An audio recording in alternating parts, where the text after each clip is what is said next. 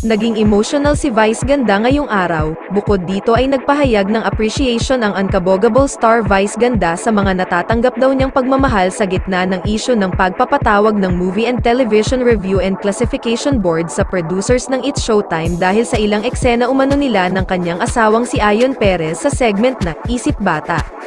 At sa mga naniniwala at nagiging lakas niya lalo umano sa mga oras na ganito. Kaugnay ito sa patong-patong na kaso maging ang sa ilang ahensya. Amidst all the noise I see so much love, I feel so much love, ani Vice.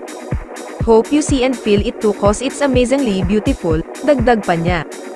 Agad naman nagpahayag ng pagmamahal ang supporters ni Vice sa nasabing post. Samantala ayon sa isang source ay nagpaalam daw muli si Vice Ganda na hindi muna siya makasisipot sa mga susunod na live airing ng show, kinakailangan daw niyang magpahinga muna sa trabaho kaugnay sa mga naging issue nito sa It's Showtime. I will never fake a smile, I will never fake a laugh, hindi ko po kayo lolokohin, bibigay ko sa inyo ang puso ko, makikita ninyo ang kaluluwa ko, say ni Vice Ganda sa show.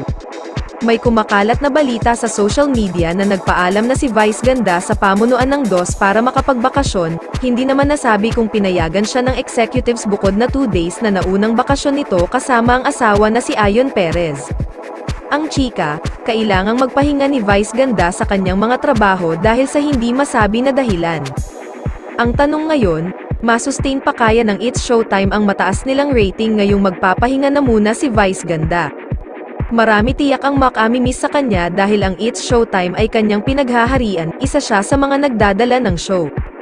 Maging ang mga kasamahan nito sa programa na sina Vong Navarro, Jong Hilario, Ann Curtis, Karil ay nagbigay din ng suporta sa host comedian. Anila ay malalampasan din ni Vice ang lahat ng pagsubok gaya ng nangyari noon kay Vong Navarro, pinangunahan ni Karil ang group hug. Kasunod ang pahayag na I love you meme sinuportahan ng maraming netizens ang Showtime Mode movement dahil dumarami na ang bilang ng mga nakikisimpatya sa programa at naniniwalang walang nilabag na batas ang noontime show.